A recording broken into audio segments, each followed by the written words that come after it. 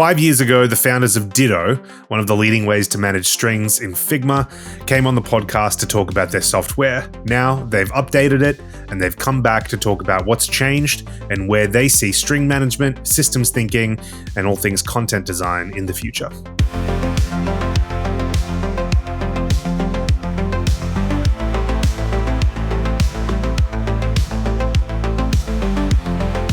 Hi, welcome to Writers of Silicon Valley. I'm Patrick, your host. Thank you for joining me today. Welcome back if you're a regular listener. Welcome if you're a new listener. I'm excited today. I've had a couple of repeat guests, but not very many. And I'm excited today because 5 years ago, I invited Jess and Jo from Ditto on the podcast to talk about their software and how they had, I think, carved out a niche that no one else was really exploring. And 5 years later, Ditto has grown a lot. It has a number of enterprise customers, and it has become a leading way to manage strings. And they just updated the software, and I'm really excited to have them back. Obviously, a lot has changed in content design in the past 5 years, and not the least of which being, a huge change in the way we work and AI tools and market shifts. And I was really excited to talk to Jess and Jo because they have a unique perspective. They speak to a lot of different design teams. Usually when I have people on the podcast, they're really only representing one company or maybe the handful of companies they've been at before their current role. Jess and Jo speak to a lot of different people. And I was really interested to hear from them, not just about the software update, which is cool, and we talk about it, but also they talk to design heads of design. They talk to design leaders. And so they have, I guess, their fingers on the pulse of what's happening in the industry. So in this interview, we talk about that, and we talk about what they're hearing, what people are struggling with, and we talk about systems thinking and string management and just also what it's been like running a business. I think that these Jess and Jo are incredibly smart, incredibly capable people, and they've built a really successful business in an area that is, means a lot to a lot of content designers. So we had a really great conversation, and I'm really excited for you to hear it. Don't really have a lot else to talk about. As I said last week, I hate these intros. I never know what to say. And I just feel like I'm rambling on for the sake of it, so I don't try to keep them going for too long. That being said, just a reminder, if you feel like learning some new skills, you get 20% off courses and workshops at UX Content Collective, so definitely check that out. Also, if you are interested, we also have newsletters, like our Dash newsletter, which is in your inbox every week. You get a whole bunch of different links related to content design, blogs and articles that have been posted in the previous week. It's basically a roundup, so you don't have to go searching for stuff. There's a jobs newsletter, which comes out every fortnight, usually, sometimes monthly, with some key content design roles. And we have a workshops email as well to keep you on top of all the workshops we offer. So head over there if you're interested. I'll put some links in the show notes. And again, you get 20% off. So that's it from me. Hope you enjoy this chat with Jess and Jo, and I'll see you at the end. Probably forget sort of content design for a second. You've probably had a real education in running a business and what that's like, and I'm smiling because I've been through the same sort of journey. Obviously, our businesses are at different scales and so on, but I'm really curious to hear what your life has been like in the past 5 years in terms of actually learning how to run a business and running it effectively, and the stuff you've learned along the way.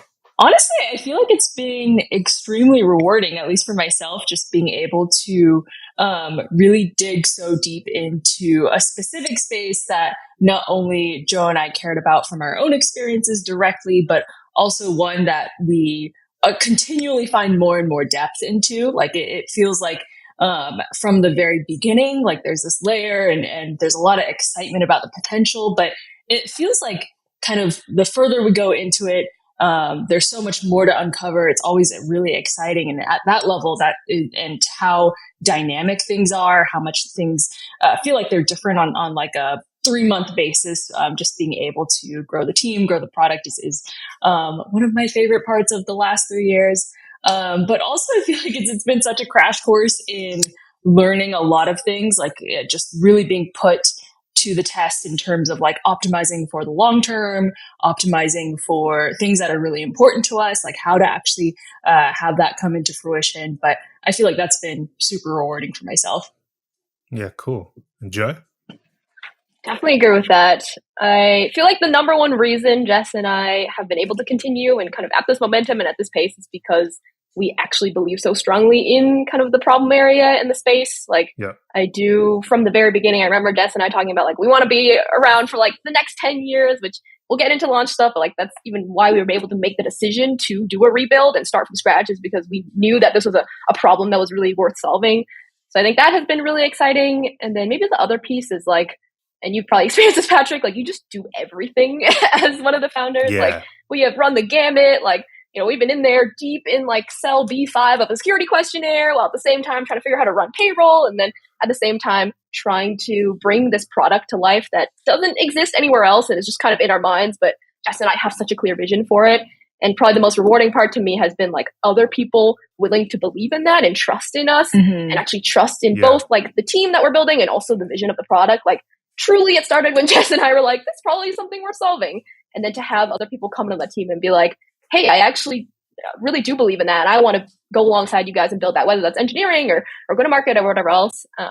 Yeah, I think that's been kind of a surprising part, but probably one of the most rewarding.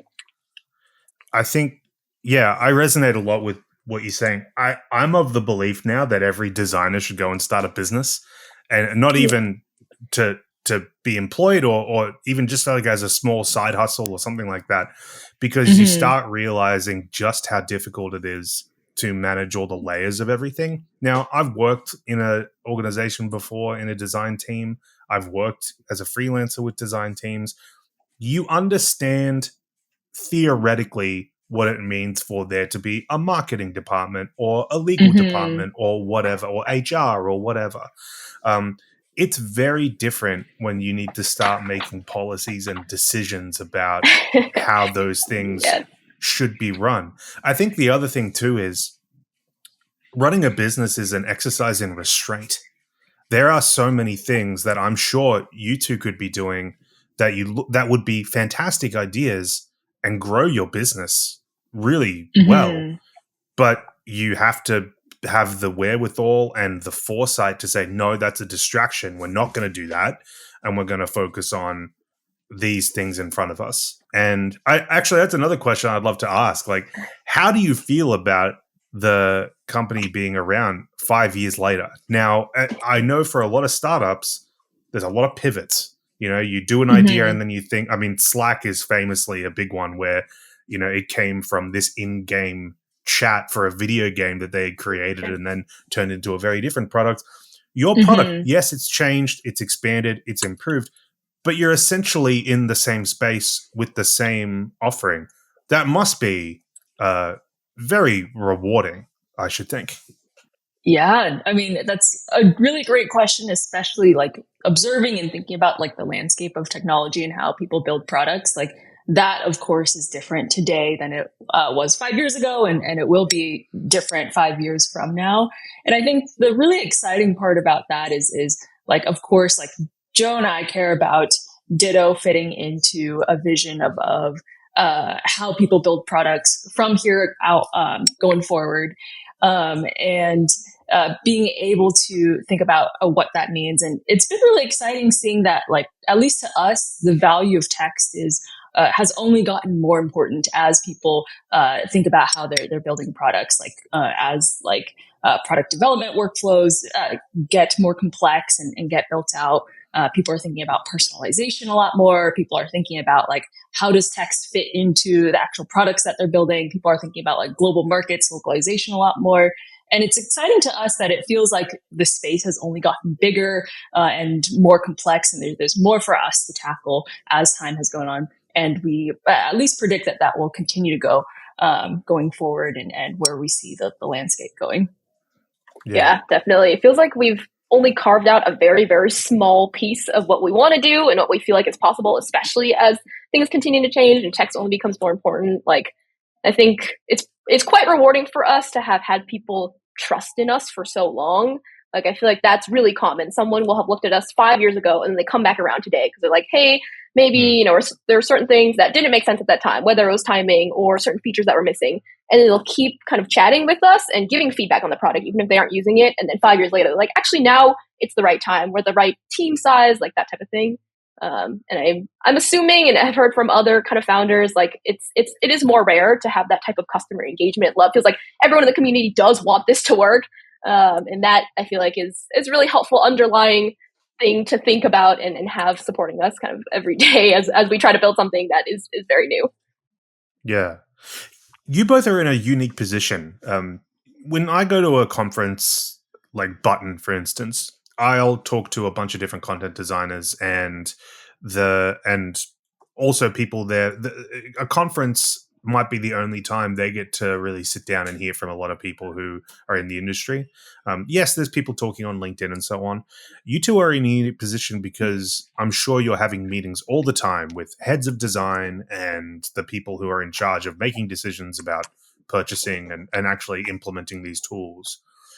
What has been the biggest shift in the past 5 years in how these design teams are treating content in the past 5 years? So thinking, you know, a while ago, obviously there was a huge ramp up in hiring and so on. And UX was really, I don't want to say in a bubble in the 2010s, but there was a lot of money there. Not so much money now. I'm curious, what have you observed in the changes in that time among design teams and content?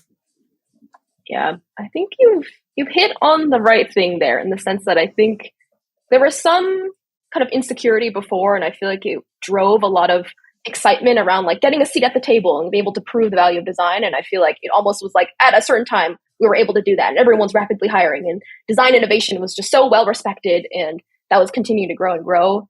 And I feel like somehow with the AI wave and whatever else is happening, like I think we've moved back a little bit into really design and content design, especially needing to prove the value of everything that we're doing.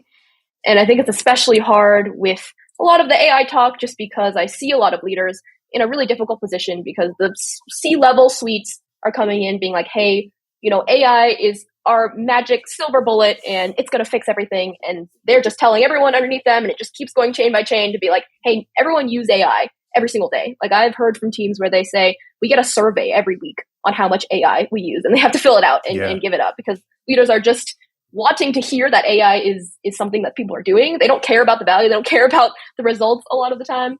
And I think especially with content design being in that tech space, it's quite challenging because we all know the value and the nuance in a piece of text and the importance and the value and all the context that surrounds it and the system you need to be able to make AI work well.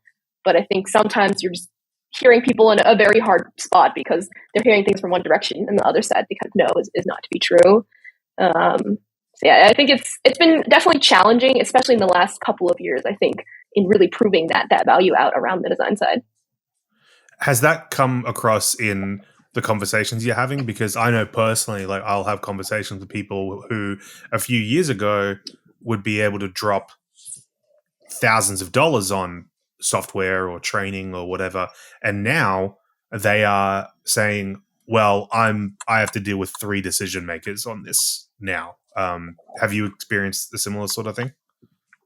Yeah, I feel like it's probably a similar trend across a lot of different rules, but especially important for content where everyone needs to look outside of their own slice of where they see the text. And being able to contextualize that to business value, of course, is like a tough requirement to be able to rise to.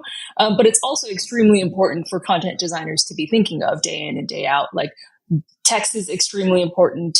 People see it on all the surfaces of their UI. But how does that translate into like the business's needs? How does that translate into the needs of different functions, like the entire design function, product development? I think it's really important for content design teams to be thinking about, even though, of course, it might be kind of a new demand as there's more rigor into like evaluating what that looks like. I think it's something that content also kind of has like a unique perspective on, just because text is something that almost everyone has an opinion on, whether or not they realize it, just because everyone from a developer to a translator to, of course, UX writers and designers are touching it. And so I think it's really essential to get that buy-in because it actually will affect what workflows look like, what users experience, and so on and so forth.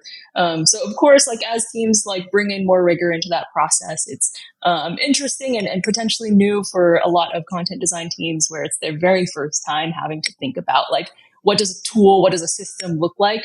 But it is really important and I think a really good exercise for a lot of folks to go through as well. I was just going to say, I feel like it's been a good exercise for us as well, in the sense that in actual kind of processes, in helping teams purchase Ditto, we've had to really, really hone in on the business case and the ROI and really being able to calculate that and measure that and show that to people. And so I think over the years, our own team, I feel like, has had to take that lens, both in terms of helping guide users to the purchase process, but also even within the product. Like, we do need to tie the outcomes and the value of Ditto to the business value, and how can we help teams do that the best that we can.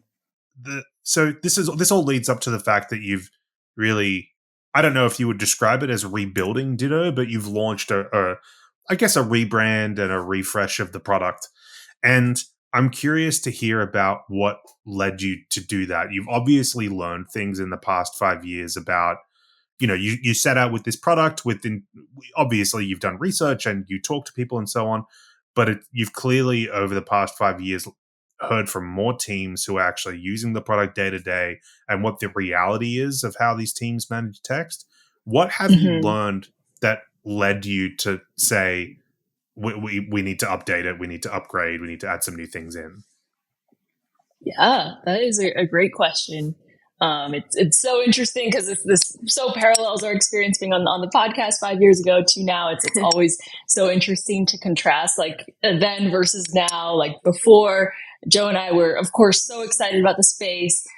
We had our own context into it from having to work on text as designers ourselves.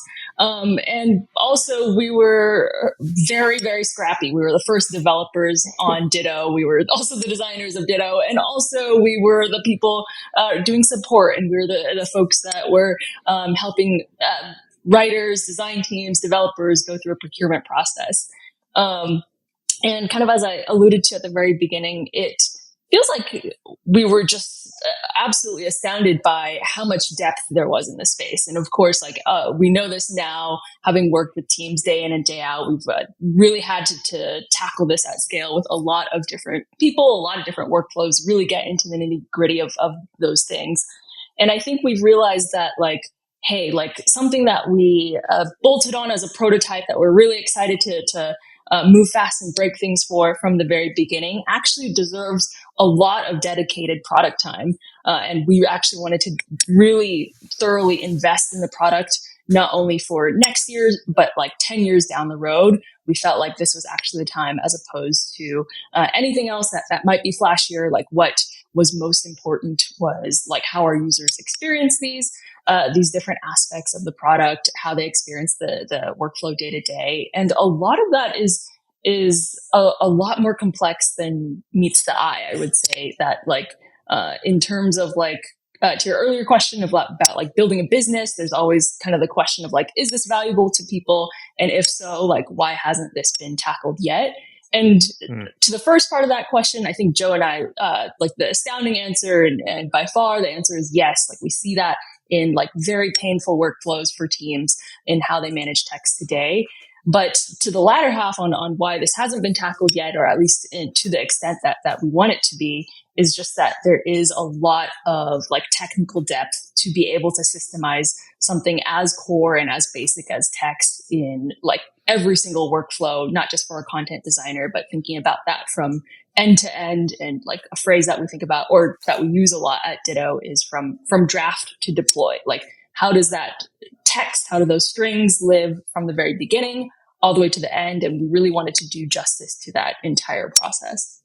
Yeah. And I think the other piece too is like, one, we didn't realize how complex text was going into it. And secondly, I think we were rushing forward with this vision that we had of componentization and systemization, all these things that we still really strongly believe in.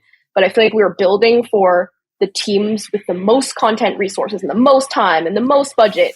And they were the ones who were able to really sustain the system because they had dedicated people, inputting things into it, maintaining it, adding things to it, making sure everything was organized.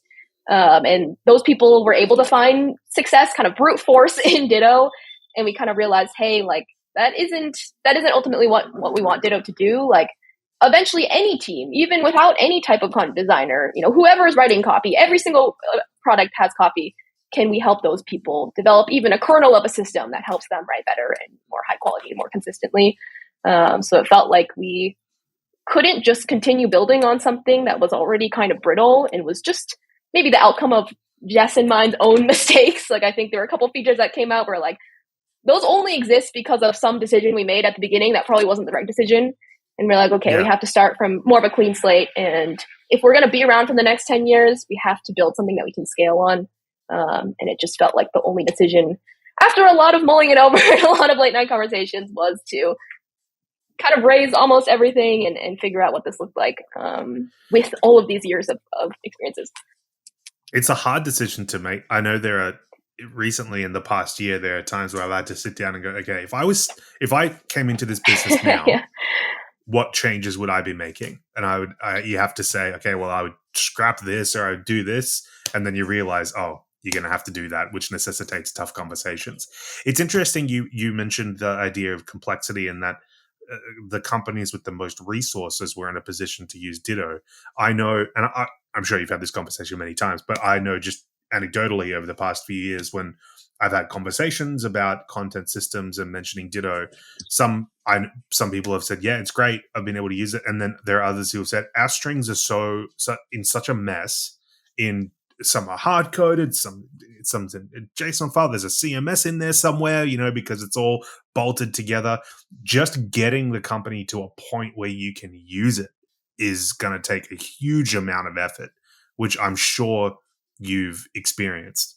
And I think that is, I think that's a problem, especially in legacy companies where you've just got features that are being bolted on and bolted on and bolted on. And all of a sudden you have strings everywhere and it's just incredibly complex. I wonder what your experience has been with dealing with companies like that. And have you had to create, processes to help them? And, what's that been like? Yeah, it's interesting because oftentimes those are the companies that are most desperate for a solution. So definitely have had to try to figure out the right way to get them on. And I'm not going to sit here and say that we immediately get all those strings perfectly organized and they all come into Ditto. Sure. I think the two aspects that have been really, interesting for us is like one, when there is that appetite and that fire to change and build a system, like not even just change the way you do manage strings, but like when people hear like, hey, we actually do want to build a system around this. Like, I think that gets you very, very far, even if the strings are in a lot of different places organized, really poorly and in a lot of different places, like the appetite for at least even a core group of people across content designers and engineers to be excited for this type of change, like that really helps us along a lot. And I think the second aspect of that is like, taking it step by step. Like you've never had a system before at all. And so we start thinking kind of piece by piece, like here are the things that are already, for example, in string files. They're not hard coded yet. Let's immediately take those, dump them into Ditto so that you can at least start building the library, maybe for a specific product area where the engineers and the developers work very closely together. And then, okay, in 90 days after the onboarding period, let's then talk about some more of the legacy strings. What about the things that are in the CMS? What is the way to connect those from Ditto into the CMS? Or maybe there isn't a way to do that and we need to develop some sort of integration. Where are the resources for that? Like, I think people are very excited when we do come in, if there is that appetite for it, and we can typically work with them to build a pretty comprehensive, but maybe step-by-step type rollout plan of like, hey, here's the vision. Like in 6 months, you're going to have all your strings in here and it's going to be amazing and here are all the benefits. But in the meantime, like we have seen a lot and we can help you build that each milestone incrementally to get to that place. Jess, do you agree? Or do you? Yeah, totally. It's funny because like I can just see like the years of painful conversations I'm sure you've had with like heads of design who are saying like, oh no, we can't do that. We absolutely can't do that. And then you have to show them like, no, yes, you can. You can do it. It's worth it. Yeah. Totally. And I'm sure you've encountered your own fair share of workflows, and everyone has heard their own kind of Frankenstein process of managing product text that a lot of us have just kind of taken for granted as this just has to be the way and everyone manages text. It just is what it is.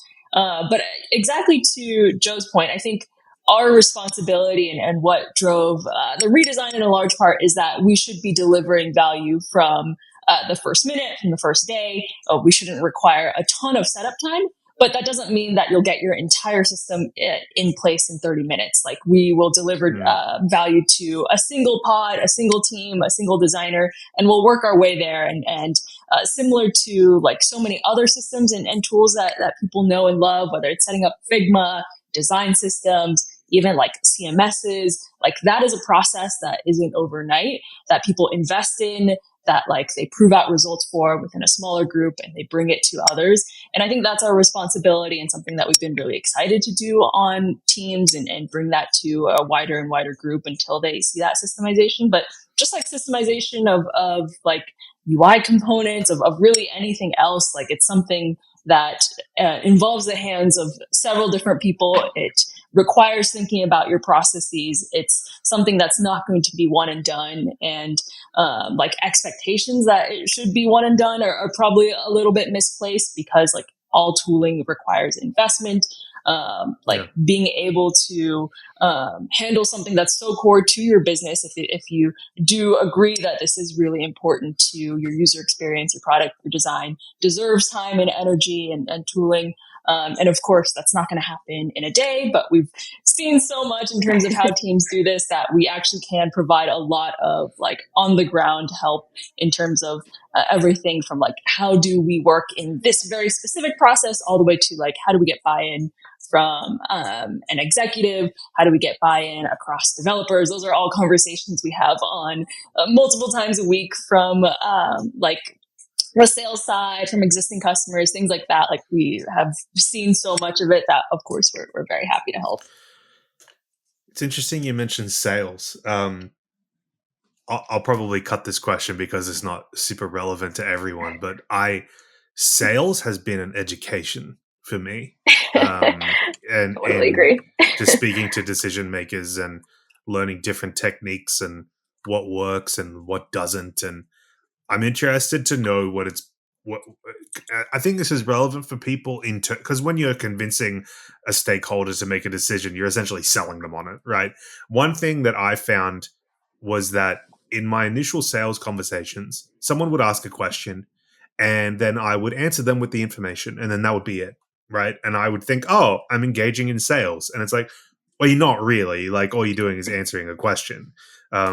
The more savvy way to do it, which I learned through a lot of trial and error, is someone would say, oh, can I have some information? And then you would give them that information, but then you have to say and ask them about what's happening behind the scenes. And so, who are you trying to convince? Yeah. Okay. And then they'll say, okay, I'm going to go back to my manager. And then you say, well, what questions is your manager going to ask? Because I can answer those for you so that you're better prepared, and just like really front loading a lot of that experience. I'm wondering, what has your experience been like with that, especially when you're dealing with like heads of design, because they will obviously have a lot of decision makers behind them that they're having to convince. What's that journey been like? And again, I might cut this just because it's not relevant for everyone, but I'm curious to hear it. Yeah, I feel like we've been on a parallel journey. Like, Jess and I do not have backgrounds in any way in sales, in any type of go-to-market, anything. Like, we are kind of product builders and designers at heart. And I feel like when we first got into actually having to do some level of selling, it was kind of like icky. It was like, we don't want to have to do this. We don't have to sell our product like that. And I think one really amazing thing that has kind of come out of selling a product like Ditto is that we can actually be quite helpful. Like, we can actually go alongside people who are coming in. Like, pretty much every team coming in is coming in with a similar set of challenges. And there's almost always a question of like, what have you seen? Like, you sit on all these calls with a lot of people. Like, what have you seen as best practice? And I think in the early days, like, we hadn't really honed that in ourselves because we were just kind of building our first version of something. And then over time, you're like, actually, we have seen a lot of things. Like, we aren't experts by any means. I would never say that. But we have seen how certain teams have done certain I would use that word, but for you, but go on. I can't fully claim that title yet, but I do feel like we have seen a lot of things. We've seen what works and what doesn't, and we've seen that both in terms of actually managing content, but also like like dynamics within a company. Like so many teams come in being like, hey, we're trying to elevate content design as a discipline, and they see Ditto as kind of a vehicle to help do that. And we're kind of here trying to take everything we're learning from everyone else, essentially just disseminate the information. Like I kind of think of us, we're just sitting in the middle and everyone's coming to us with things and we're trying to help everyone learn from everything else that's happening. And so I feel like there are aspects of selling still, like we have to build a business case. We often do have to, help, especially like I see content designers will come in wanting to build a tool, but like Ditto is very cross-functional. Like we do want designers to come in and understand the value. We do want engineers to come and understand the value so that Ditto can kind of realize its full potential within the company. So there is aspects of that, like, hey, you might have thought coming in that Ditto was only going to be helpful for you. You're going to build a library and you're going to pull reusable components from it. But actually, like, non-writers also sometimes have to write content, or at least write the first version, and they can come in and they can reuse an error message that maybe should have been used in 100 places, but has been written differently in every one of those places. But you can document that as your best practice and have other people reuse that. So yeah, I guess at the end of the day, like, I think there are a lot of aspects of doing sales at Ditto that I feel grateful aren't as kind of salesy as maybe other things might be, because we can actually provide value in a lot of ways in terms of that guidance. And then there are other pieces on top of that I think we've had to learn in terms of actually moving a tool like Ditto through an organization. Yeah, I definitely agree. I feel like the biggest thing, and especially for any like design teams, content designers, developers even that are listening, that it feels very much like we're on the same side of the table as the teams that are trying to accomplish their goals, and trying to bring kind of order to the chaos, that we're sitting side by side and trying to find a partnership and help move forward their goals, as opposed to like on opposite ends of the table. Like we're not here to like really be adversarial in that type of dynamic. Like we've seen that like this process works best with a really deep partnership, both with the team or the customers that are using us and ourselves, but also like really figuring out that dynamic within the teams that are bringing on Ditto. It's extremely important to the success of how they're going to develop their function, how they're going to bring in tooling that isn't going to happen without those steps. So I think it's really important to kind of face a lot of those conversations that same way, especially in knowing that like, hey, like if we are able to help and if you do bring us in, like we have so many resources, we can help share and navigate probably any type of conversation that you might encounter in terms of like bringing in tooling for the first time. Yeah, that actually did remind me. I feel like one other big learning is like when we can't help. Like I think now we've been able, I think in the early days we're like, everyone could be a customer. Let's all talk to everyone all the time. And I feel like now we're a lot sharper about like, hey, actually, I don't think this will help you in the way you're hoping it can. Like maybe down the line it can, but right now it's not a good time. And just being very candid about that, because we know our product so well at this point, has been another interesting aspect of maybe leveling up in sales kind of in a way. Saves you so much time and so much pain when you just say to people, I don't think you're what you're looking for. That's a lesson learned as well. I want to talk about AI a little bit, and I know everyone's sick of this conversation, but it is obviously integral to what you're doing, and I would love to hear your thoughts before we talk about how you're tackling AI in Ditto, which I think is really interesting, and I've had to play around with it. I think it's quite cool. The industry's in a weird spot right now, because I think a few years ago when GPT first released, everyone freaked out, perhaps rightfully so, and there was a lot of fear and a lot of talk that was jumbled in with a lot of the layoffs at the time. And I think what's happened is that companies have continued to hire content designers and UX writers, and there's a need, right? Especially at places like Anthropic, where Chelsea Larson is now leading the practice there, and I know Andrew Schmidt's at OpenAI, and there's been talk on content design because they're hiring on LinkedIn because they're hiring a content designer for some ridiculous amount of money. Yeah, and so I think it's clear now that what began as like a fear about being replaced by AI has now turned into a much more complex and nuanced conversation. It's interesting because my impression, after having continued to talk to heads of design and content designers throughout the past few years, is that I don't know how much content design roles were ever in danger of being affected by AI totally. Now, they obviously have been to some extent because there are requirements being put on content designers, and I know for a fact that there are companies that have said, let's try and make tools to help our designers write and so on. So it's quite complex, but I don't know if it's as much of an existential threat as people have believed it to be. I'm speaking broadly. Everyone has their own individual experience, of course, before anyone emails me. But I'm curious to hear what your experience has been like in your conversations with your customers and how they've been treating it. Because at the end of the day, a product has to have content, it has to be managed, and someone has to create it, whoever that is. So I'm curious to hear, what that experience and discussions have been like for you and what you've been hearing as well. Definitely. Yeah. I think I really resonate with what you said, Patrick, around kind of maybe some of the fear or resistance against AI kind of dying down, in the sense that I think almost every team we talk to these days, content designers have thought about AI or experimented with it, or like many people have fully figured out how to harness it for themselves. Like, I think we've moved past the resistance and the fear of it being something that can replace. And I think almost everyone I talk to is trying to harness it in some way. And I think a lot of it comes from this concept of like, AI is not able to write anywhere near good enough quality compared to any type of content designer or any other human that's writing. And I feel like content designers have recognized that like there is this really powerful tool that can come alongside us and help us automate some of the tedious, manual, like unsexy work that happens.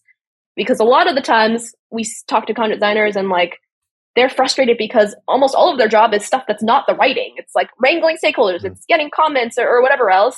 And they're seeing, okay, AI is something that can help us do some of those pieces. Like, it'll never be the strategy and the heart of how we, how our tone or our voice is, but it can be something that can help us alongside and kind of supercharge us so that we have the time and attention to do the more strategic work. And I think it's interesting because leadership has often been like, hey, everything is AI. Let's go. And everything is written with AI now. And I feel like they very quickly realize that it's not going to meet the bar and that it's not going to work unless they have kind of a system underlying it. Like, there's no context when you go into ChatGPT other than a prompt that you're going to write. And I think leaders come in hot being like, okay, we're going to do everything AI. And then they realize that good design, good product building requires a lot of context. Mm-hmm. Yep. Yeah. Jess, I'm guessing you have a similar approach? Yeah, totally. And I think it comes down to what you highlighted earlier, which like everything is about alignment of what you want to accomplish. Like, let's not bring in AI for the sake of AI. And that's also not Ditto's role. And we think about that quite a lot and quite rigorously within our product. We're not here to generate copy, and God knows in this day and age, volume and quantity is not anyone's challenge. But like really thinking about like, what does it take? What are the roadblocks between how I'm working right now and like where I want to be, and how can tooling help that? And a lot of times, like there is a role for it to accomplish your existing goals in a way that's more efficient and better for how your team currently works. And a lot of those examples Joe mentioned, like we talk to dozens of teams that are manually taking upon themselves to like enforce their own style guides. It's taking hours upon hours of each week, and still like errors,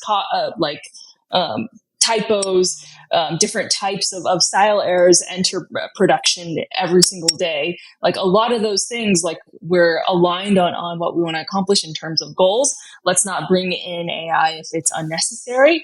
But there's also a role for it to really help accomplish what we do want to accomplish. And a lot of that is translating. I understand that like with a topic like this, there is a lot of like fear, there's FOMO, there's a lot of people like really wanting to like understand how this is going to impact their own livelihoods and their own futures. And there's a lot of like pretty extreme messaging and like kind of sorting through the signal and the noise, especially in terms of how like non-design functions, like CEOs are really communicating the value of it. But it's really up to individual functions, like a design function, a content design function, to think about like, how does it fit into my day-to-day, like keeping in mind all the goals and the things that I want to already accomplish in terms of a design function. Yeah. I mean, it's like any hype cycle, right? Like it goes up and then it goes down, and then people find the messy middle where they sort of figure things out. I think it's been interesting hearing people. So we run workshops on AI and content design, and one of the things we've really tried to emphasize is less of an emphasis on specific tools and more about principles, no matter what tool you're using. So things like, totally. I don't know why this is, but like I hate it in products when there's an AI feature, and it's not the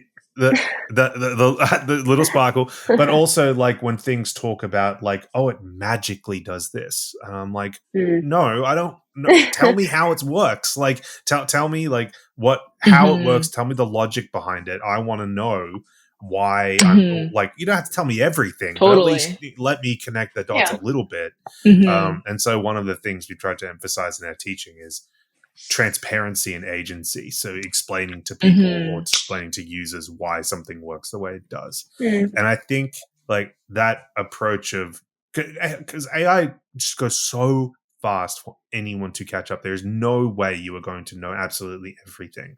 But if you maintain, I guess, a discipline or a philosophy about how you approach it, then content still plays a role. And I guess I just don't see.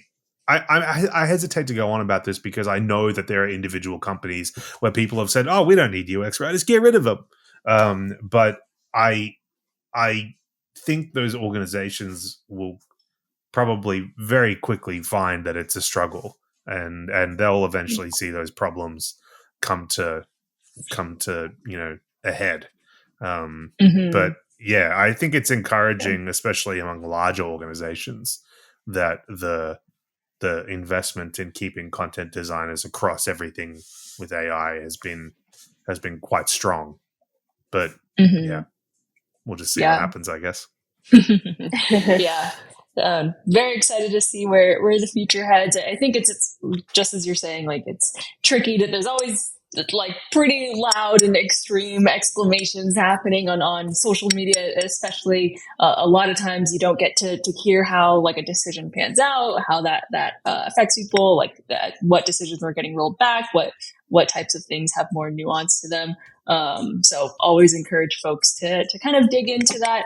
But also there's a really large aspect of it that I think, at least for us at Ditto, like we care a lot about building like the infrastructure for text and being able to like be the rails that your team's working on text on top of and things like that. And that we do feel like is kind of more intrinsic and kind of crucial to anybody's workflow, independent of all the noise that might be happening in terms of how people work. Like the truth of it is that like there needs to be systemization and structure for text. It needs to really fit across a lot of different people's workflows. And of course, like when that's all said and done, let's layer AI on top of it. It'll have a lot of great compounding effects on top of the right base.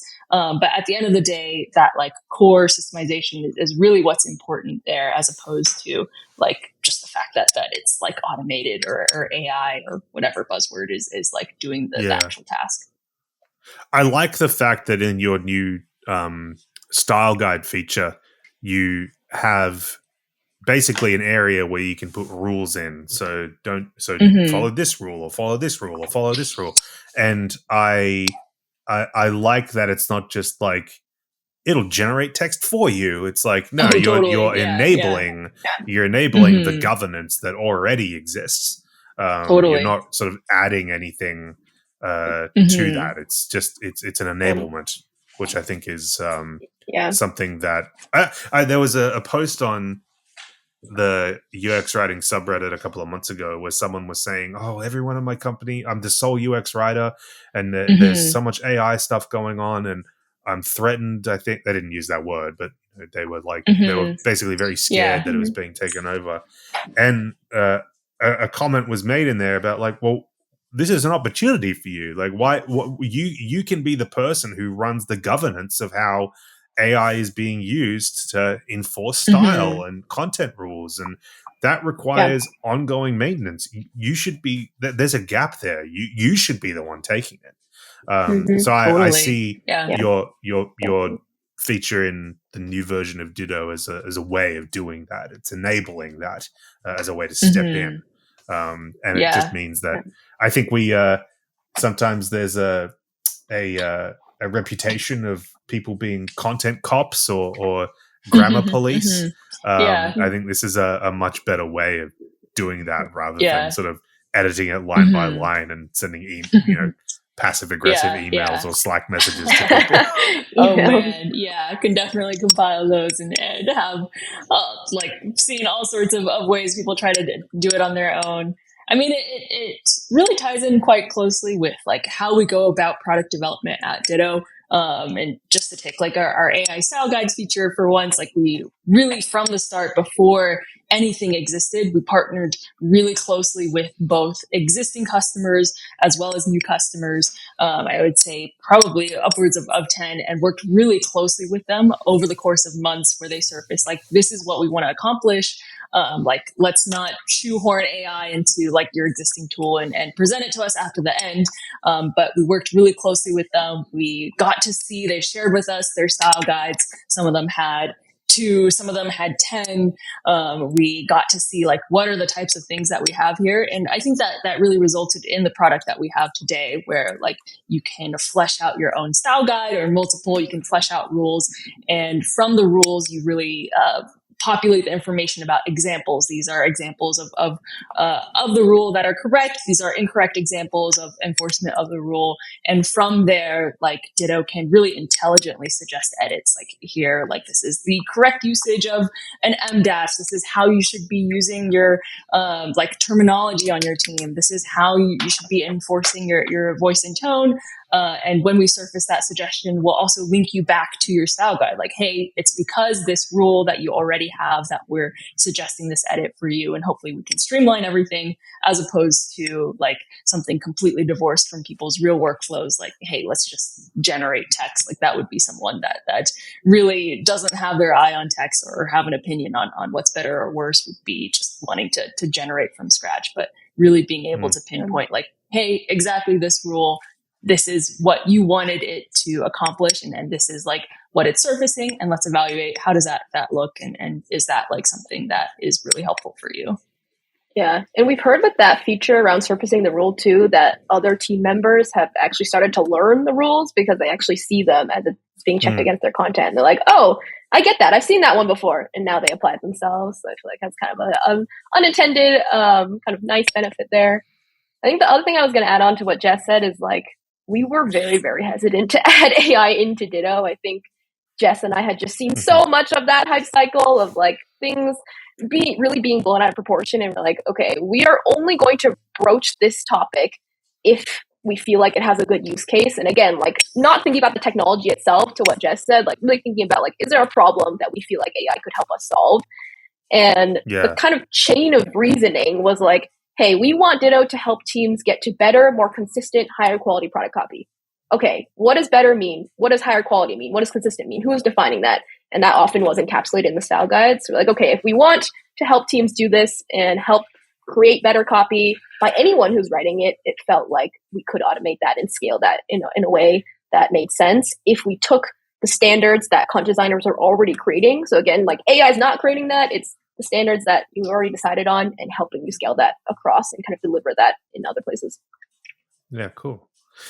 We nearly talked for an hour. That time just flies by. I feel like I could ask you so many questions about like running a business. That'll have to be a different podcast. But I'm curious to know, like you launched this new version of the product, and you've talked about wanting to be around for at least 10 years, I would think.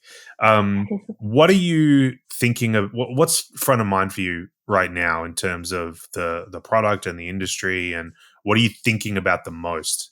Not necessarily even in terms of how companies are using Ditto or anything, but just in general about the industry. What are you thinking about? Some things that are really top of mind for us are like really how universal text is. Like we're thinking about pretty directly like a design workflow, and then we extend it into developers workflow.